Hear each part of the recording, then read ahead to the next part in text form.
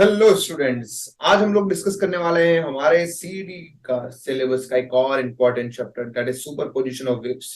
चलिए दोस्तों शुरू करते हैं। सबसे पहले हम बात करेंगे प्रोग्रेसिव वेव्स। प्रोग्रेसिव वेव्स को हम ट्रैवलिंग वेव्स भी बोलते हैं, जिसमें डिस्टरबेंस जो है एक पॉइंट से दूसरे पॉइंट तक प्रोपोगेट करता है। क्लियर। इसी प्रोग्रेसिव वेव को हमने टू पार्ट्स में डिवाइड किया है। First one is the transverse wave and second one is the longitudinal wave.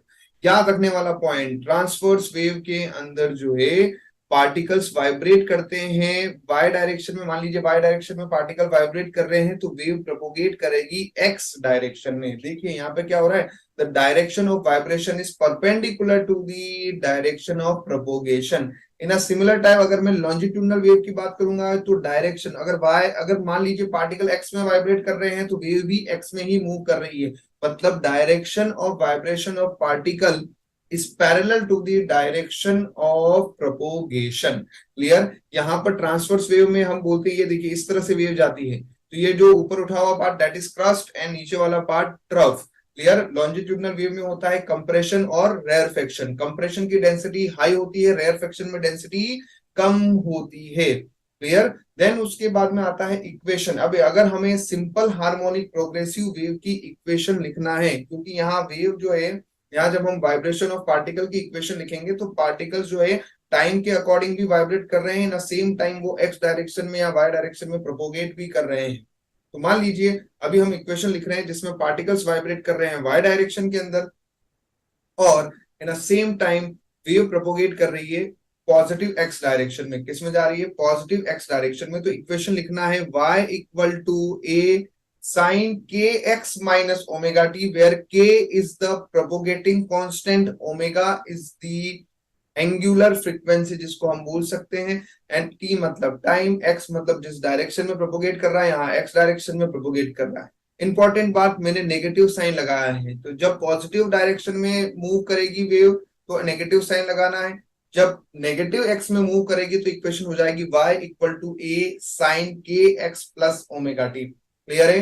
Negative direction में मूव करे तो के एक्स और ओमेगा टी के बीच में पॉजिटिव साइन होता है, पॉजिटिव एक्स डायरेक्शन में मूव करें तो के एक्स और ओमेगा टी के बीच में नेगेटिव साइन होता है। इसको याद रखना है। यहाँ के का मतलब होता है प्रोपोगेटिंग कांस्टेंट। क्लियर है। और इसको हम चाहे तो के को हम एंगुलर वेव नंबर भी बोल सकते हैं।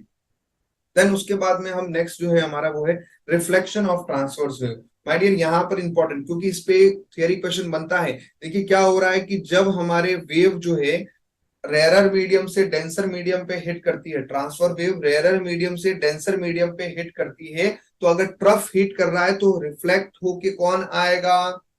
क्रस्ट आएगा। अगर क्रस्ट हिट कर रहा है तो रिफ्लेक्ट होके कौन आएगा? ट्रफ आएगा। Clear. In a similar way में अगर हमारी वेव डेंसर मीडियम से रेयरर मीडियम पे हिट कर रही है तो क्रस्ट हिट करके रिफ्लेक्ट होके भी क्रस्ट आएगा। ट्रफ हिट करता है तो रिफ्लेक्ट होके भी ट्रफ आएगा। क्लैरिटी आ रही है? इसका उल्टा लॉन्जिट्यूडनल वेव में है। लॉन्जिट्यूडनल में जब हम रेयरर से डेंसर में जाते हैं तो कंप्रेशन हिट करता है, हिट करने के बाद रिफ्लेक्ट होकर भी कंप्रेशन ही आता है। रेयर फ्रैक्शन हिट करता है तो रिफ्लेक्ट होकर रेयर फ्रैक्शन आता है। कब? जब रेयर टू डेंसर में जाते हैं। इसलिए मैंने बोला है उल्टा हो रहा है इधर। और डेंसर से रेयर में जाएंगे तो कंप्रेशन हिट करके क्या आता है? Rarefaction. Rarefaction hit करके क्या आता है? कंप्रेशन आएगा। क्लियर हो गया यहाँ पे? तो ये दोनों ही पॉइंट हमें याद रखने हैं। देन उसके बाद most important point, superposition of waves. यहाँ पर क्या हो रहा है, जब दो वेव एक दूसरे को सुपर इम्पोज करती है तो वो उनका रिजल्टेंट डिस्प्लेसमेंट क्या होने वाला है, रिजल्टेंट एम्पलीट्यूड क्या होने वाला है, वो हमें निकालना है। जैसे मान लेते हैं कि यहाँ पर एक वेव ये रही एंड सेकेंड वेव ये रही, तो हम अगर इस पॉइंट पे देख रहे हैं तो इस पॉइंट पे इसका दोनों वेव की वजह से नेट रिजल्टेंट डिस्प्लेसमेंट क्या होगा, वो हम कौन सा समीशन करते हैं? That will be the vector summation. दोनों के डिस्प्लेसमेंट का वेक्टर समीशन किया जाता है और वहां से हमें रिजल्टेंट एम्पलीट्यूड जो मिला है, तो रिजल्टेंट एम्पलीट्यूड मिलने वाला है ना। दोनों वेव है, दोनों वेव का इसका एम्पलीट्यूड A1 होगा, सेकेंड वेव का एम्पलीट्यूड A2 होगा। Resultant amplitude of superposition of two wave का फॉर्मूला याद रख लीजिए, A equal to under root of A1 square plus A2 square plus 2A1 A2 cos phi, where phi is the phase difference। क्या है? phi is the phase difference। ये phase difference पे थोड़ा सा यहाँ बता देता हूँ। मान लेते हैं एक वेव है y1 equal to A1 sine, इसका इक्वेशन दिया हुआ है ओमेगा टी।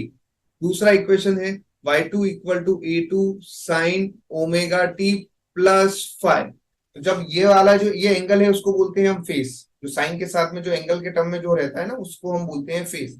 और दोनों वेव्स के जो डिस्प्लेसमेंट का इक्वेशन है उनके एंगल्स का डिफरेंस, फेज का difference is known as the phase difference. तो यहाँ देख सकते हैं omega t plus five minus omega t will give you the five, five is the phase difference. आपको एम्पलीट्यूड से इंटेंसिटी निकालना है तो फॉर्मूला पता है, intensity is directly proportional to amplitude का स्क्वायर। तो हमने क्या किया, इसका स्क्वायरिंग कर दिया पूरे इक्वेशन का। तो क्या आ जाएगा, equation I equal to I one, A one square को लिख दिया I one, A two square को लिख दिया आई टू, ए वन को लिख दिया root I one, A two को लिख दिया रूट आई टू। तो वहां से इक्वेशन बन जाएगा I equal to I one plus I two plus two under root of I one I two cos phi. Clear है। आपको मैक्सिमम और मिनिमम इंटेंसिटी का रेशियो निकालना है।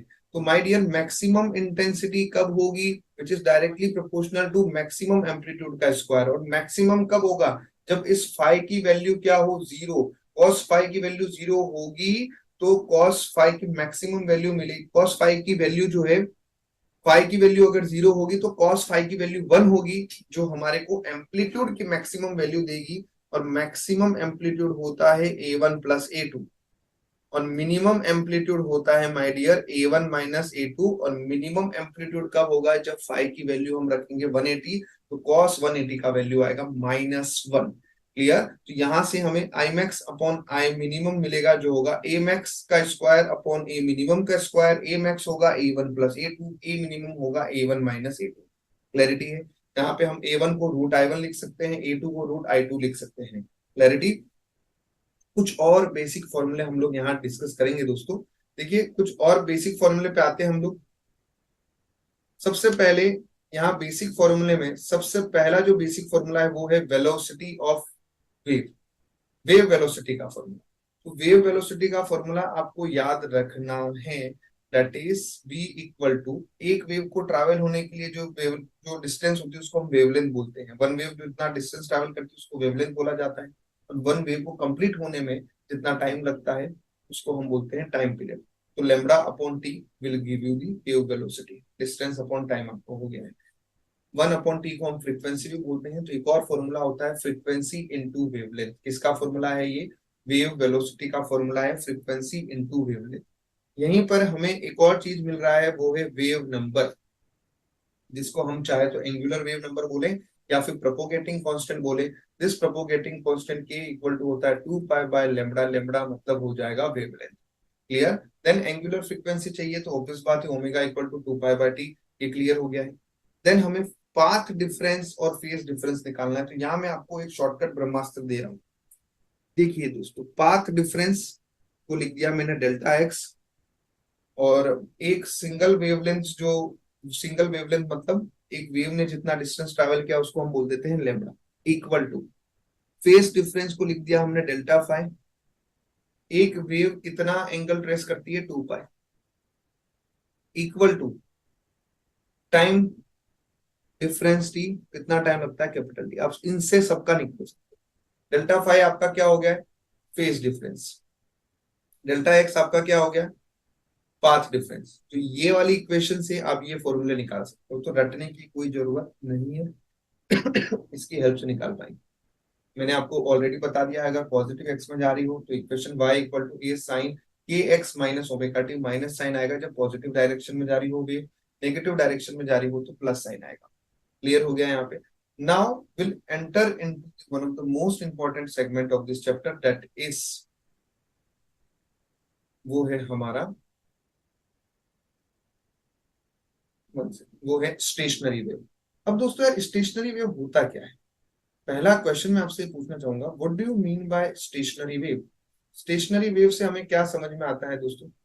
जब मैं दोस्तों स्टेशनरी वेव के बारे में बात करता हूं तो मेरे दिमाग में एक घंटी बजती है कि दो आइडेंटिकल वेव होनी चाहिए। क्या होनी चाहिए, दो आइडेंटिकल वेव। एक वेव ये रही और आइडेंटिकल वेव, दोनों एग्जैक्ट आइडेंटिकल वेव होगी लेकिन अपोजिट डायरेक्शन में ट्रैवल कर रही होगी। मतलब अगर सिंपल देखो, एक वेव है, एक उसका रिफ्लेक्टेड वेव है।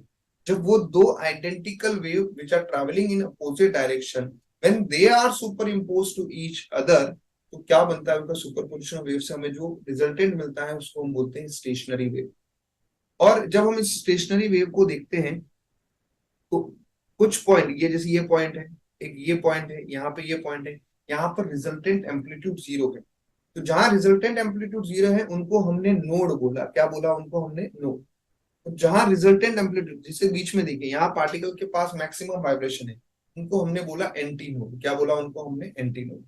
जहां रिजल्टेंट एम्पलीट्यूड जीरो हो उनको हम नोड बोलेंगे, जहां रिजल्टेंट एम्पलीट्यूड मैक्सिमम है उसको हम एंटी नोड बोलेंगे। दो नोड के बीच का डिस्टेंस कितना होता है? λ/2। एक नोड और एक एंटी नोड, इसके बीच का जो डिस्टेंस होता है उसको हम बोलते हैं λ/4। उसको क्या बोलते हैं हम? λ/4। दो नोड के बीच का डिस्टेंस λ/2, नोड एंटी नोड के बीच का डिस्टेंस λ/4। आई होप यहाँ तक क्लैरिटी आ गई है। अब हमने यहाँ डेरिवेशन किया होगा और वहां से हमें एक रिलेशन मिलता है y equal to 2a 2πx/λ, है ना। कॉस, जैसे ये देखिए इस टर्म को इस तरह से हम देख लेते हैं कि यहाँ पर हमें एक रिलेशन मिलने वाला है y equal to 2a cos 2πx/λ into sine omega t. तो ये साइन ओमेगा टी के अलावा जो भी फंक्शन है वो क्या है? उसका रिजल्टेंट एम्पलीट्यूड। क्या है वो? Resultant amplitude. क्लियर है? वो क्या हो गया हमारा? रिजल्टेंट एम्पलीट्यूड हो गया है। तो ये रहा resultant amplitude of the stationary wave. क्या ये रिजल्टेंट एम्पलीट्यूड कांस्टेंट दिख रहा है? नहीं, ये रिजल्टेंट एम्पलीट्यूड एक्स के ऊपर डिपेंड कर रहा है। तो जैसे जैसे उसकी पोजीशन चेंज होगी वैसे वैसे एम्पलीट्यूड चेंज होगा, वैसे वैसे नोड एंटी नोड हमें मिलेंगे। जहां रिजल्टेंट एम्पलीट्यूड जीरो वहां नोड, जहां रिजल्टेंट एम्पलीट्यूड मैक्सिमम वहां एंटी नोड। इस तरह से नोड एंटी नोड की हमें पोजीशंस मिलती है। अब दोस्तों इसी स्टेशनरी वेव पे हमने और जो है जैसे कि दो टाइप मेजरली जो है स्टेशनरी वेव पे हम लोग जो दो चीज पढ़ते हैं, एक होता है ऑर्गन पाइप।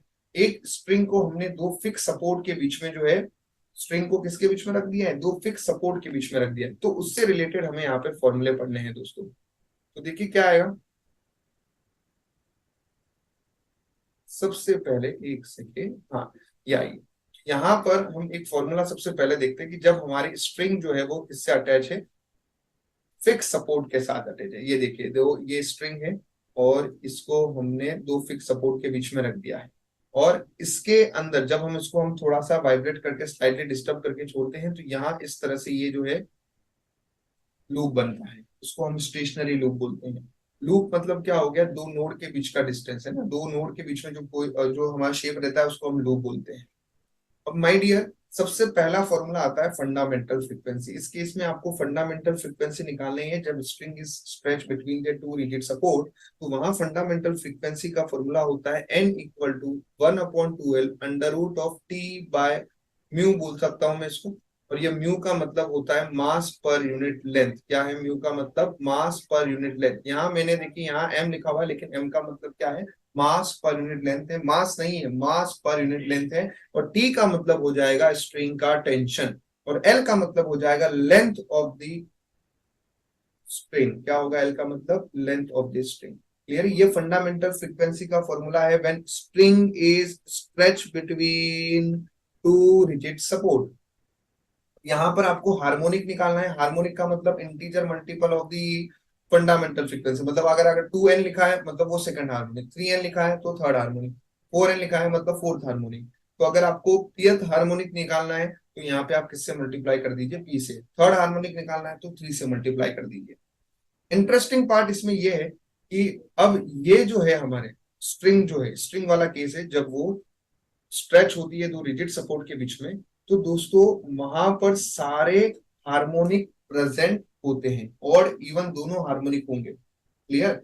अब इसका मतलब क्या हो रहा है? और इवन दोनों हार्मोनिक का मतलब और इवन हार्मोनिक जो है वो सारे प्रेजेंट है। तो अब जब हम ओवर टर्म की बात करेंगे तो क्या होगा? जैसे फर्स्ट फ्रीक्वेंसी कौन सी होगी? N. Second frequency, second highest frequency को हम बोलते हैं जो हमारे फर्स्ट, जब जैसे फर्स्ट हाईएस्ट फ्रीक्वेंसी को हम बोलेंगे फर्स्ट ओवरटर्न। क्या बोलेंगे उसको हम? First overturn. क्या बोलेंगे उसको? First overturn. और फर्स्ट ओवरटर्न किसके इक्वल होगा? 2n के इक्वल होगा। थर्ड ओवर सेकंड ओवरटर्न किसके इक्वल होगा? 3n के। फोर्थ ओवरटर्न किसके इक्वल होगा? 5n के। आप समझ पा रहे हैं यहाँ पे? तो अगर हमें ओवरटर्न निकालना है इस केस में तो एन के इक्वल टू क्या होगा? k plus 1 n। क्लियर हो गया यहाँ तक? pth ओवरटर्न हम लोग फाइंड आउट कर पाएंगे, kth ओवरटर्न हम लोग फाइंड आउट कर पाएंगे। ओवरटर्न मतलब हायर फ्रीक्वेंसी, उस सिस्टम की हायर फ्रीक्वेंसी। तो स्ट्रिंग स्ट्रेच होती है दोनों सपोर्ट में, तो उसमें ऑड इवन दोनों ही हार्मोनिक प्रेजेंट है, आप देख पा रहे होंगे। ऑड हार्मोनिक भी दिख रहा है, इवन हार्मोनिक भी दिख रहा है। क्लैरिटी है? लॉ ऑफ वाइब्रेशन यहाँ पे आ जाता है। तो हमारा फंडामेंटल का फॉर्मूला था n equal to 1/2l under root of t by mu. Mu मतलब mass per unit length.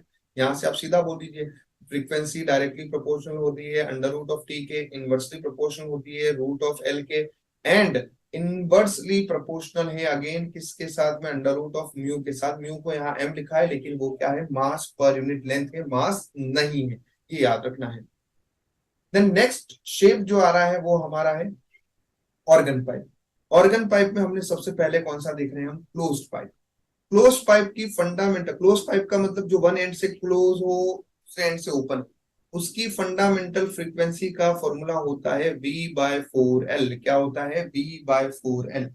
Where V मतलब क्या हो जाएगा तुम्हारे पास में, वेलोसिटी ऑफ साउंड है ना, V/4L हो गया है। क्लियर?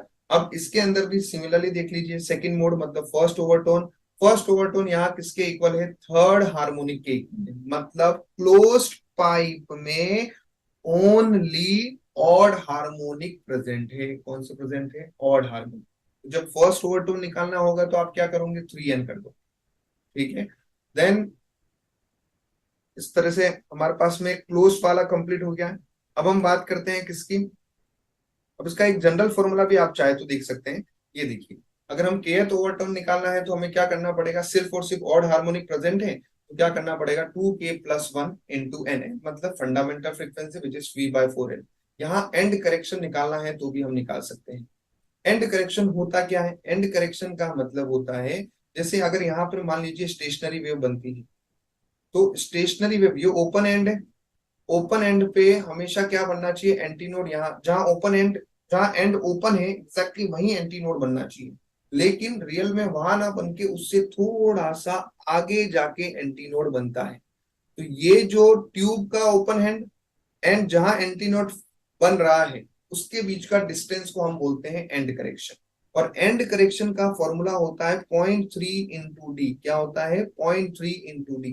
तो d का मतलब होता है इनर डायामीटर ऑफ पाइप। क्या हो गया है, इनर डायामीटर ऑफ ट्यूब। जो ट्यूब है उसका इनर डायामीटर। क्लियर? वही हम जब ओपन ऑर्गन पाइप की बात करते हैं, जैसे ये रहा ओपन ऑर्गन पाइप, इसमें दोनों साइड से ओपन है, तो यहाँ दोनों साइड एंड करेक्शन लगेगा और उससे हमें करेक्टेड लेंथ लेनी पड़ती है। तो इस केस में क्लोज वाले में करेक्टेड लेंथ क्या होती है, दैट इज जो लेंथ ऑफ पाइप प्लस ई, इसमें एक ही एंड करेक्शन है। ओपन पाइप में करेक्टेड लेंथ कितना लेना पड़ेगा, LC = L+2E, क्योंकि दोनों साइड लगाना पड़ता है। और फिर जो ये यहाँ पे जहां हम लेंथ यूज कर रहे हैं वहां हमें करेक्टेड लेंथ यूज करना है, अगर क्या दिया गया है, एंड करेक्शन दिया है। ओपन ऑर्गन पाइप के अंदर माय डियर फंडामेंटल फ्रीक्वेंसी की अगर मैं बात करूं तो वहां फॉर्मूला होता है V/2L।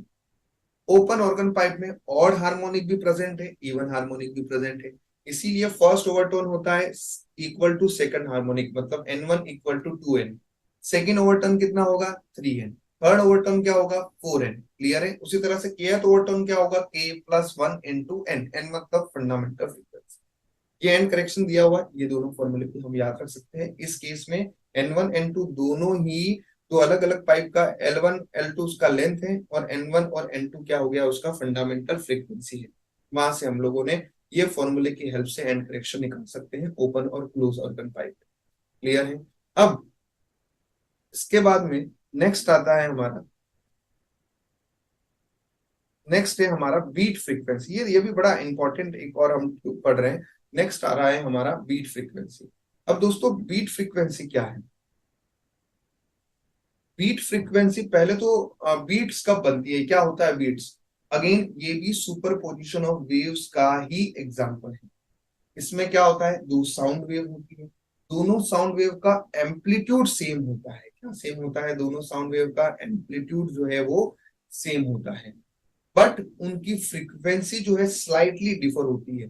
Because of the difference in the frequency, slightly difference in the frequency, यहाँ पर जब हमें जो रिजल्टेंट वेव मिल रही है, result super position of wave के बाद कुछ पॉइंट में इंटेंसिटी ऑफ साउंड मैक्सिमम रहता है, और कुछ पॉइंट पे इंटेंसिटी ऑफ साउंड मिनिमम रहता है। जहां इंटेंसिटी ऑफ साउंड मैक्सिमम रहता है उसको हम वैक्सिंग बोलते हैं, जहां इंटेंसिटी ऑफ साउंड मिनिमम रहता है उसको हम वेनिंग बोलते हैं। तो बीट फ्रीक्वेंसी बेसिकली क्या है, दो कंजिक्यूटिव वैक्सिंग और वी कैन से दो कंजिक्यूटिव वेनिंग के बीच का जो टाइम गैप है, डिफरेंस है, उसी को हम क्या बोलते हैं, बीट टाइम पीरियड, और उसकी जो फ्रीक्वेंसी है उसको हम बोलते हैं बीट फ्रीक्वेंसी। तो यहाँ बोल सकते हैं n equal to n1 minus n2।